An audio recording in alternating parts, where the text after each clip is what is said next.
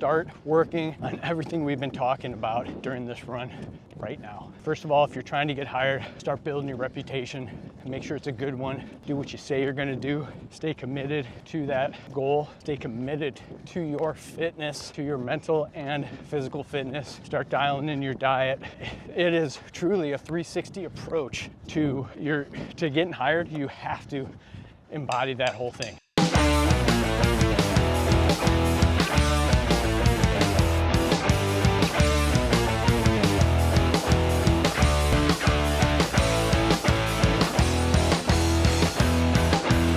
Yo fam, Jason here with Nate, Nader Vision, Nate Harpster.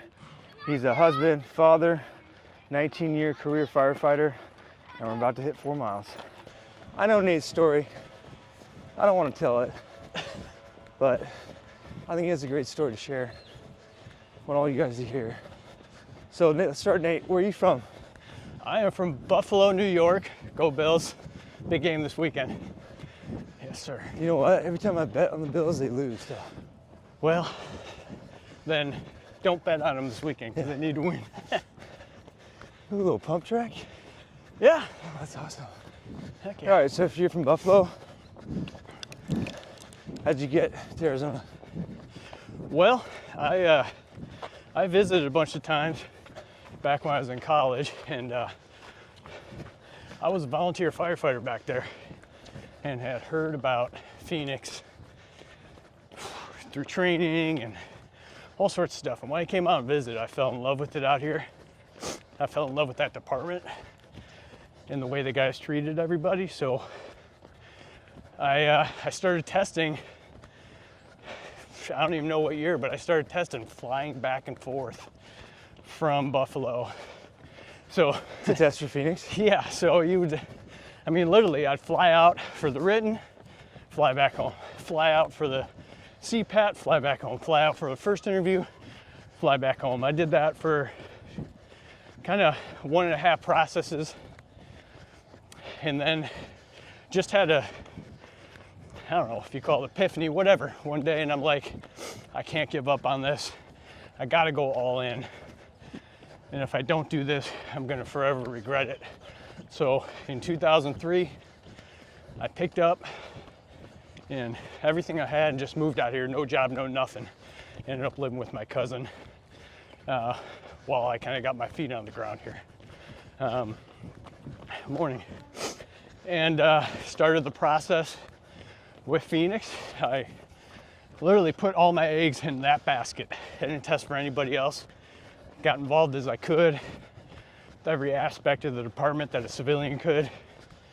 And in that next process, 2005, I was hired, 051.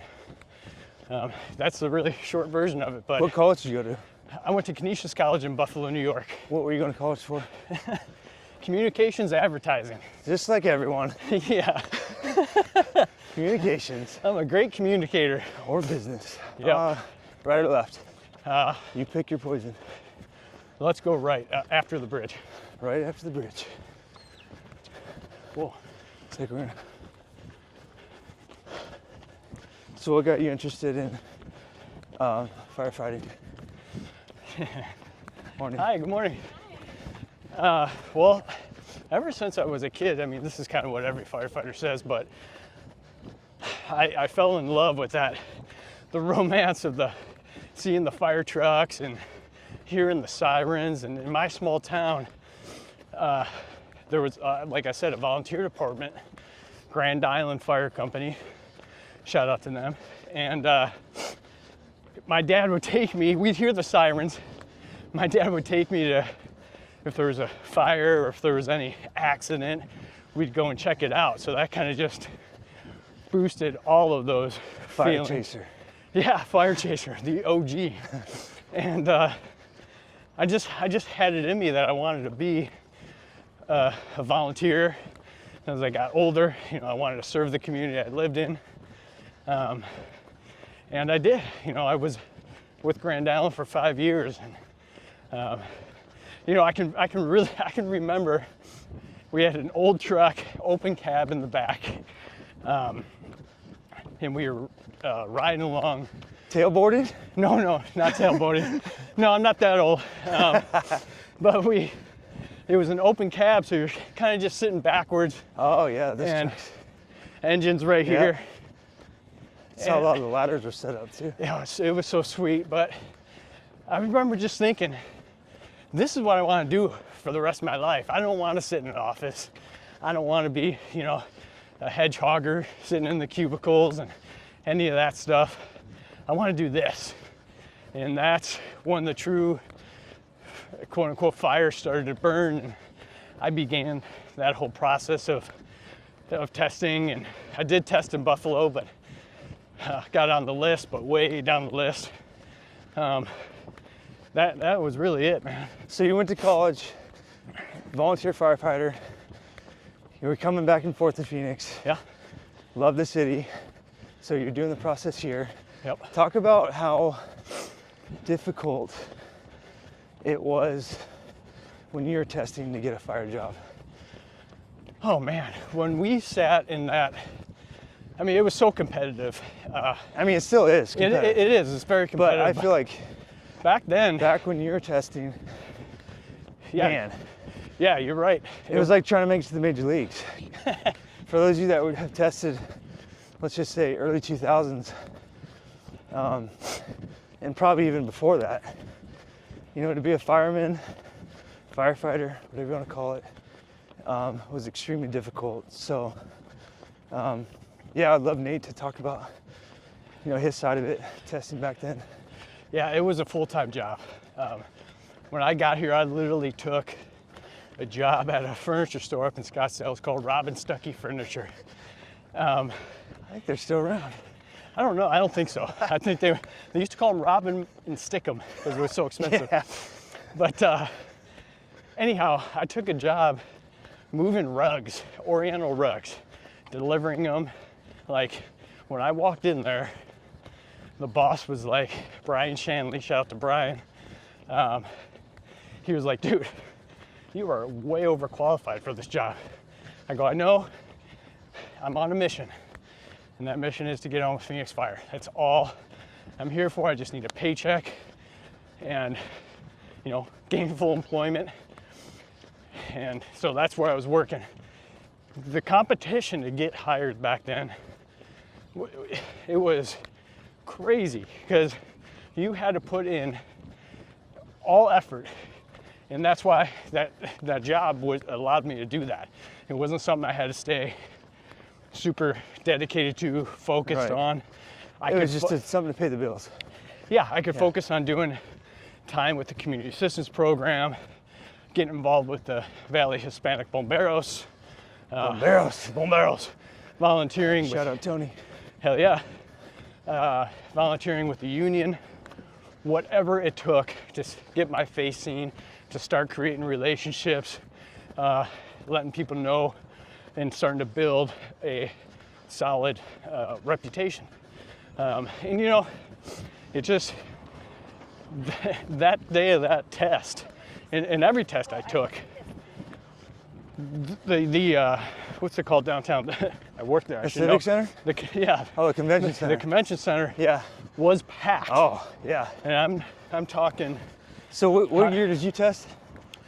Well, sometime in 04, I took 2 tests, and then. Okay, 04. And then 04 was when I took the test and I got hired in 05.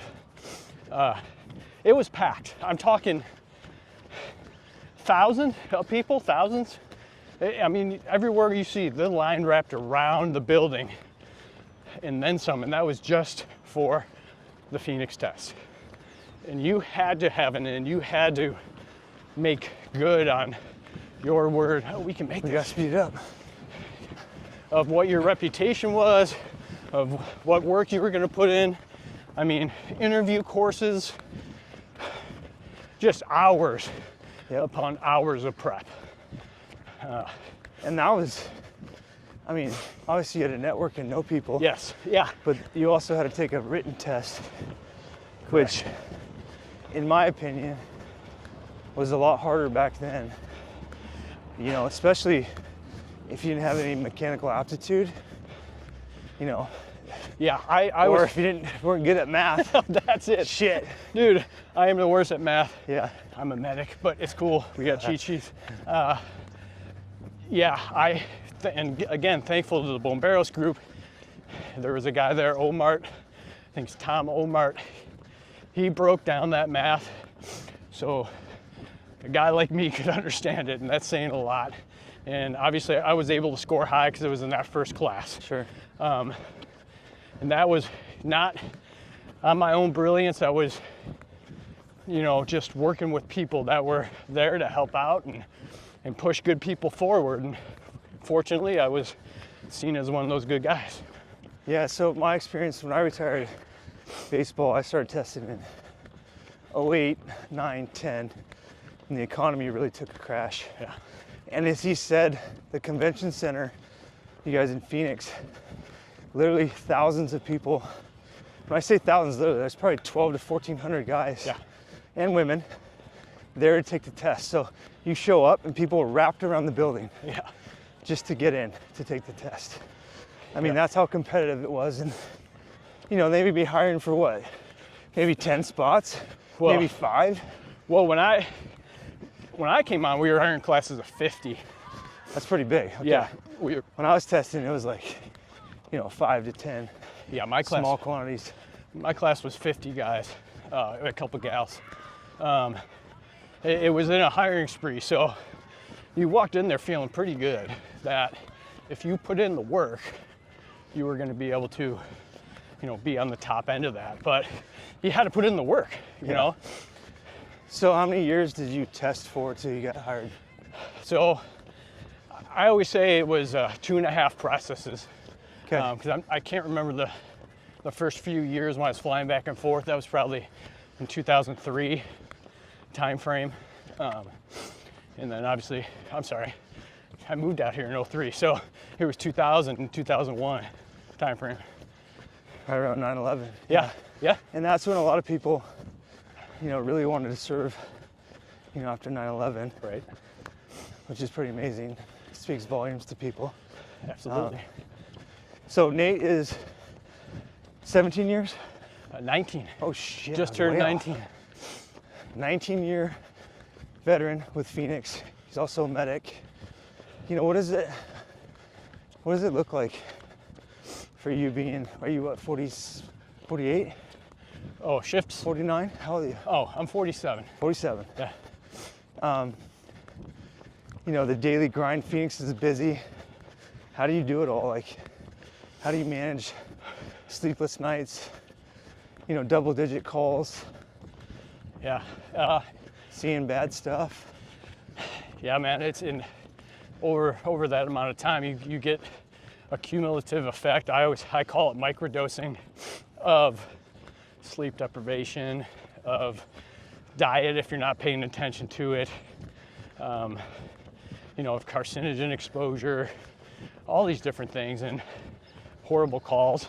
I think what you got to do is lean on, first of all, yourself, and build a strong fortitude within yourself to be committed to yourself, Right. to maintain your fitness on all levels, not just physical. Physical sometimes is easy. It's the mental side that's hard. Yep.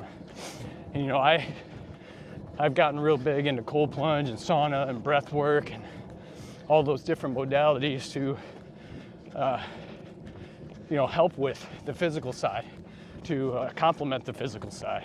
And I think that, on top of the relationships you make on this job and the friendships, the hunting buddies, the guys that want to go down to the gym and pound some weights or hit a skills course, sweat together, laugh together around the dinner table. Like, you got to block out all that other crap as best you can and lean on those. Yep, 100%. Yeah. Common theme you'll see you guys in these videos is community. Like, community is so important. Yeah. People to lean on, whether it's family, friends, co-workers, whatever it is, but community is, the crux of it all. Absolutely. So So Nate, let's go back to real quick how Nate and I met. Obviously social has been such a great way to connect with people, and I remember seeing Nate, I don't even know how I started following him, but he was wearing an old ass X Endurance shirt. I tell the same story. And I DM'd him, I was like, dude, let me get you a new shirt. Obviously I love the shirt, but so I got him a new shirt, and Sent me some Extreme too. oh yeah, Extreme Endurance. So obviously he needed it. Just looking out for my brother. Sent him a new shirt and Extreme Endurance, but then, Nate started just asking questions, and we talked about nutrition, and he got about questions about X Endurance, and it sprung from there. And now Nate is a real life entertainer on social media now, becoming Insta famous. Yeah, something like that. For his, and I really mean this, like your lifestyle and your consistency, I think, draws people in to be motivated to continue to watch you, but also I guarantee it's motivating them, to better their lifestyle as well. Yeah. So how did you, at what point in your life did you choose your health? Yeah, so this is one where, and Jason's exactly right, and I gotta give props to him, because man, when we had that phone conversation, you weren't on the job yet. Yeah, I wasn't a firefighter yet. We were just talking, and kudos, because I tell this to everybody. We spent probably 40 minutes on the phone, and we talked about all things: nutrition, recovery, sleep, supplements. And here's a guy who is an owner of a supplement company, this one right here, X Endurance, and told me what I could benefit from them, but also other things. And so the genuineness of that conversation really catapulted me into working with Jason and wanting to be a part of X Endurance. So thank you. And what he means by it was, he was trying to reach goals with his health, and I feel that at X Endurance we have created a full line of products based on around whole food nutrition. Yes. But as we have gone, we've tried to fill those gaps. There's some gaps we just haven't filled yet. So I would recommend a few different products from other companies that I thought do a great job, and to help him reach his goals. And that's what he means by that. Absolutely. I'm not going to say we're the end all be all. Yep. And I love that. And I feel like that's what you should look for in any company, any brand. So that being said, back to your original question on when did I start kind of really dialing in my fitness or health, longevity. I call it lifespan. I like it. I call it health span. Lifespan's whatever. Health span's what you want. My dad died from esophageal cancer pretty young. He was just shy of 60.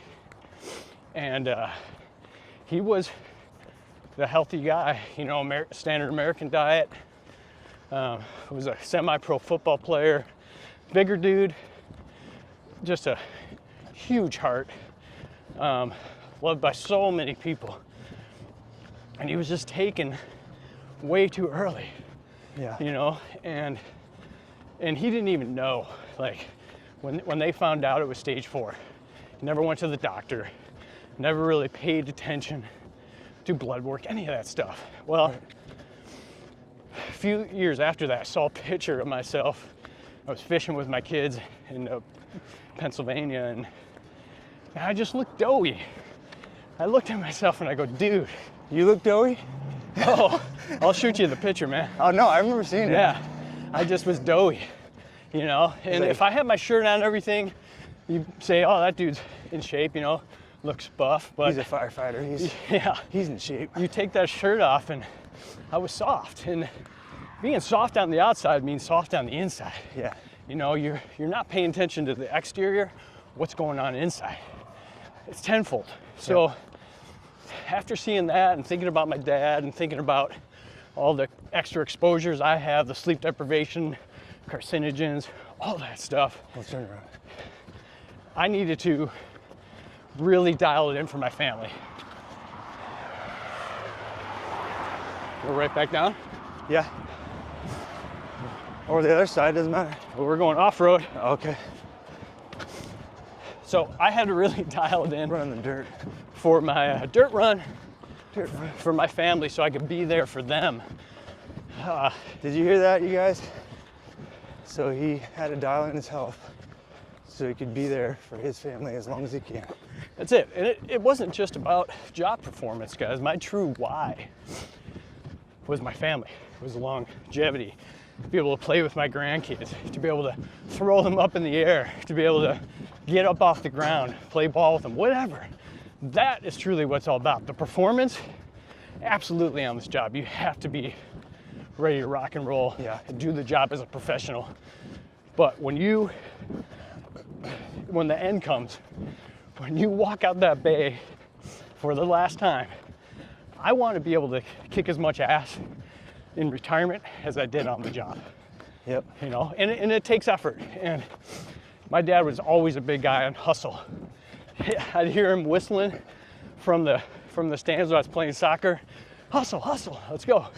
And that just stuck in my head. And to me, effort, no matter what your endeavor is, your effort is a direct reflection of your attitude and your commitment to that endeavor. And those are two things you can control, right? Absolutely. Yep. Attitude, effort, 100% control those things.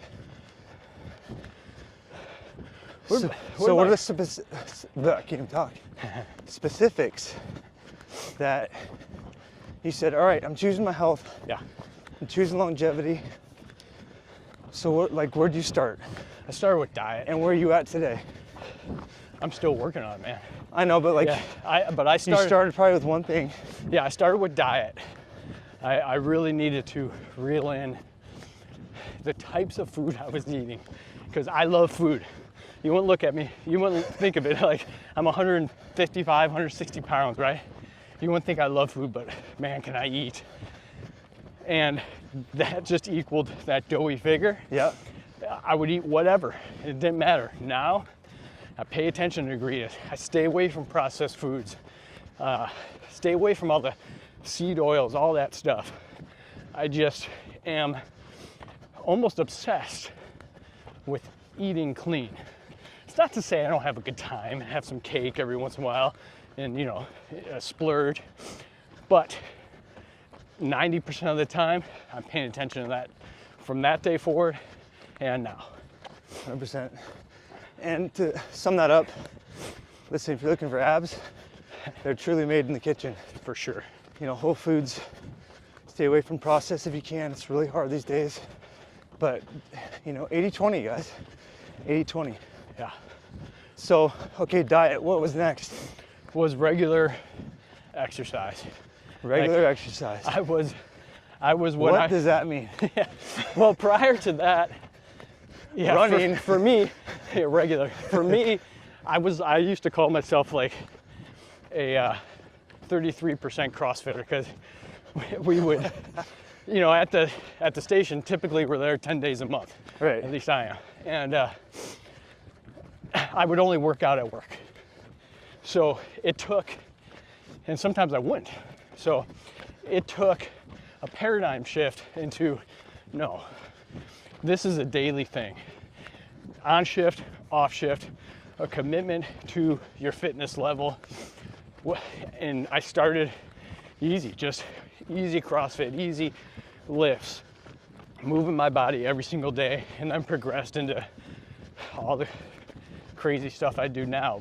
And it's not even crazy, guys. It's just moving your body at your capability and a little beyond, so you continue to grow. Right. Okay, so diet, exercise. Yep, and then the big one, and this has really happened as more awareness has come about, but recovery time. Recovery. Because getting a good sleep, hygiene, routine, whatever you want to call it, making sure that you are helping offset for anybody that's in shift work or work like us, those horrible nights when you're at home getting good sleep. Yeah. It's just anywhere you look, talk to, listen to Huberman, Attia, Galpin, any of these guys, they are talking about the number one thing you can do for your body is get good sleep. 100%. Your body repairs itself. So I really started focusing on that, as well as the cold plunge, the sauna, the breath work to start helping regulate that nervous system. Yep. So for you listening, you can't afford a cold plunge, you can't afford a sauna, you can't find a place that has those amenities. Number one thing, no matter what, before we had all this, is sleep. Yep. Recovery. Best recovery is sleep. Absolutely. And you know what? If you can't afford a cold plunge, guys, take a cold shower. Take a cold shower. You'll save on the water bill, and you'll get a whole bunch of benefits from it. And it's a mind thing. That's the other thing, is you start working on the resilience of your mind and not letting, I talked about it yesterday, the inner bitch win. Yep. That guy, that little voice that says, it's cool, just chill out for the day. You know, and I'm not opposed to rest days, guys, but sit in the recliner. Yeah, sit in the recliner. You're fine. You don't have to do it. Just, watch another show. No. Get up, attack it right then and there. Don't let your mind win. That's what I love about cold plunge. It really helps you build that, because nobody wants to get in there. Nobody wants to get in a cold shower. Nobody wants to get in 30 or 40 degree water. But you tell your mind, screw you, I'm getting in. And you do that over and over again, and you gain control. Yeah. I like to focus on what I know the benefits are of cold plunging. Right. So remembering what that feeling is like when you're done. Oh yeah. And that motivates me to get in. Because I fight it every morning too. It's like, no, it's cold outside. Don't want to get in. Anyhow, okay, you said breath work. Yes.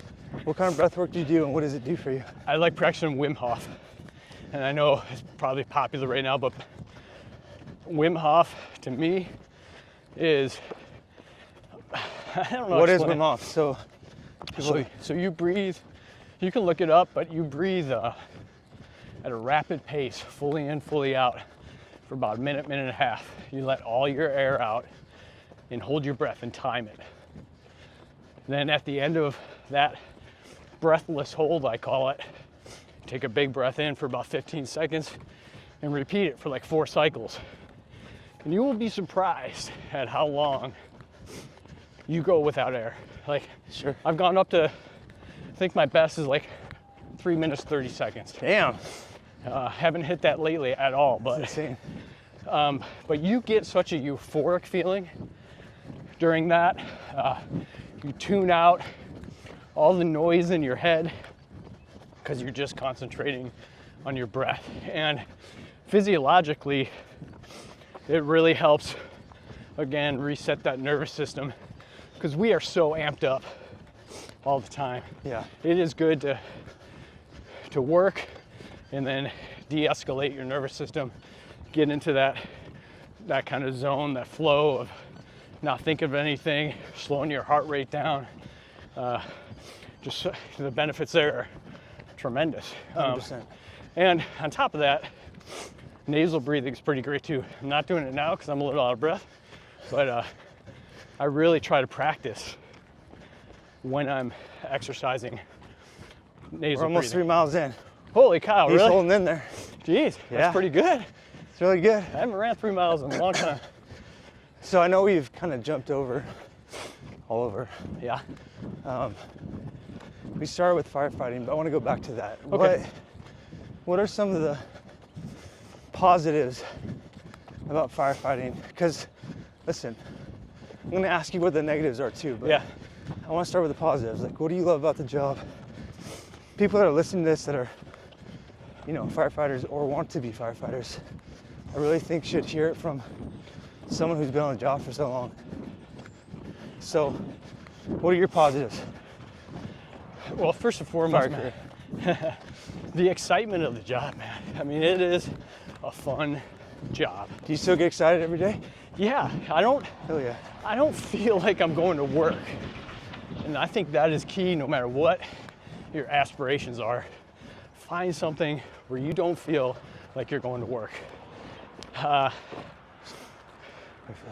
get to we get a little interval training. I get to go hang out. because we have a light, stoplight, guys. I gotta tie my shoe. Can we tie my shoe? Yep. Okay, shoe tie. He's got that shoe.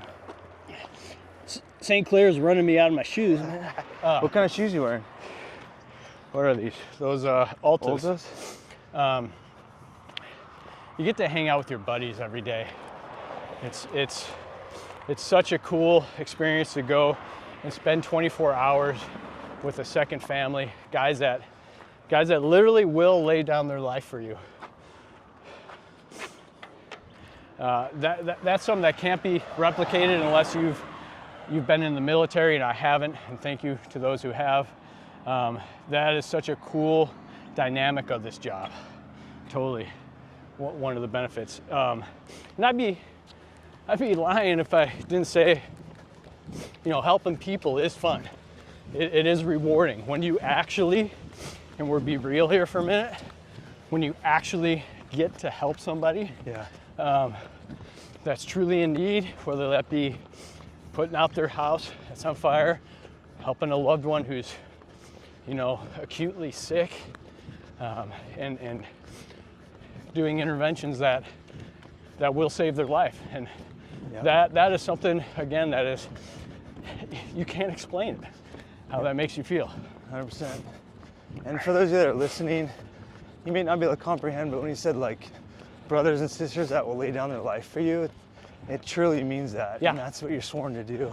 It is not like a Chicago Fire TV show. It's not that exciting all the time, but the brotherhood that's there is just that. Yep. 100%. Okay, let's be real, and it can only be, one thing, but what's something that may be a negative that someone's looking to get in this career? I have mine. I mean, I can get, well, we talked about the health benefit, detriments, so that aside, I would say you get worn down by the calls. There will come a point where you really have to restrain yourself mentally to be professional. People, and this is real talk, guys, people call 911 for the most mundane things, and you can't understand why. And I think you have to, and I am not innocent, you have to talk yourself down and just say, this is important to them. Yep. And then to kind of pile on. Booyah. Booyah. We're back. Back. All right. Guys, our SD card is full panic mode. Technical difficulties. Gotta start the watch. Okay. So we're on the Negatives. the negative. You had a really good answer. Yeah. Go on. So, so we got the other part talking about the calls, but and wearing down on you, and the burnout. The burnout is huge as you get further in your career. But just the things we see over a career is the general public, guys, if you haven't been in the fire service, you're thinking about getting in the fire service, you're going to see things you wish you hadn't. And that's where you really have to lean on that brotherhood and those different modalities to get past. Because I get asked by my buddies that are farm reps and dentists and all walks of life, right? Like, what's the worst thing you've seen? And I'm like, you don't want to know. You don't want to know. And, well, when's the last time you've seen a dead person? Like, I'm a Bills fan. Obviously, a whole thing with Damar Hamlin, right? Yeah. People are all freaked out. It was a big event for the NFL of seeing someone do CPR. I've literally seen that and performed that hundreds, if not more times. Yeah. In my 19 years here with Phoenix, and then 5 years back in Grand Island. I've seen so many dead people. It sounds like the movie. I see dead people, but you become numb to that. Yep. So be prepared for that. A certain part of your emotional capacity gets thrown out the window. That's the truth. And it has to. So what advice would you give someone that's going into fire service, currently in the fire service? Because this is my next question. What advice would you give someone in your career? And I think this goes along the lines with that last question. Yeah, is start working on everything we've been talking about during this run right now. Like, first of all, if you're trying to get hired, start building your reputation. Make sure it's a good one. Do what you say you're gonna do. Stay committed to that goal. Stay committed to your fitness, to your mental and physical fitness. Start dialing in your diet. It is truly a 360 approach to getting hired. You have to embody that whole thing. You have to be able to do this job physically. You have to start sharpening your mental acuity and your mental fortitude, and that's by starting to hang out and get involved with guys trying to do the same thing. And I would definitely say, pay attention to what you're doing on your days off, at work, while you're trying to get hired, what you're putting out on social media, I'm a social media guy. Don't talk shit. Don't act like you are the shit. Be humble, be professional, both on and off duty, guys, or before the job. Yep. And when you get the job. Like, you're always wearing that uniform. Absolutely. You're always representing. Yes. We'll go a little further. Cool. Let's see. I can run for days, dude. I know, Maybe man. I'm a marathoner. Guys, we could talk about this for days, you know, so this episode might be a little long, but hopefully you're listening, because it's real life. It's a great career. Absolutely. One last question I think is important. You know, being a husband and a father.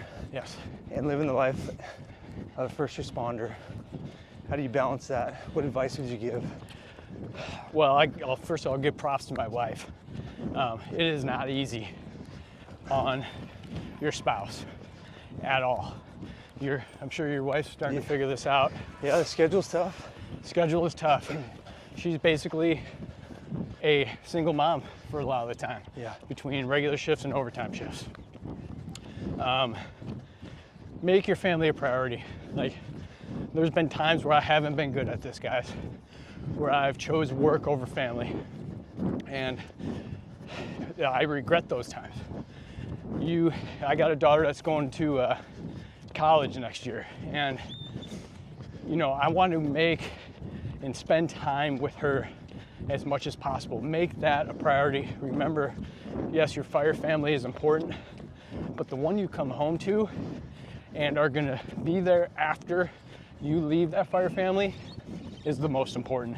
And I honestly need to do a better job at that, and in that I start not choosing to work extra days, or I will just take a day off if we have something important going on. Do those things. It'll pay dividends.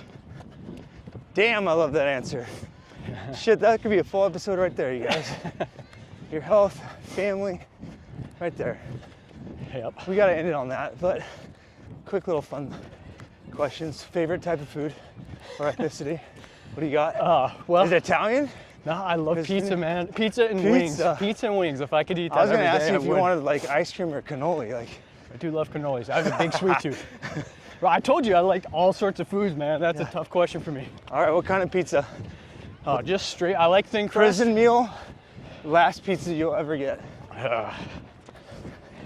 I'm gonna go. Man, my prison meal. Actually, if I had a prison meal, I'd go back. I'd call it in from John's Pizza and Subs back in Buffalo, New York. I'd get me some chicken wings and a steak and cheese sub. Oh, give me a sponsorship for this right here? Oh man, that'd be what awesome. What is it, John's? John's Pizza and Subs. John's Pizza and Subs, damn. Yeah, they have a chicken That's finger deep sub. across the country, guys. Dude, have you ever had a chicken finger sub? No. That sounds dangerous. That's awesome too. Amazing. All right, Nate, thanks for joining me. Thank you, Live brother. that Saint life.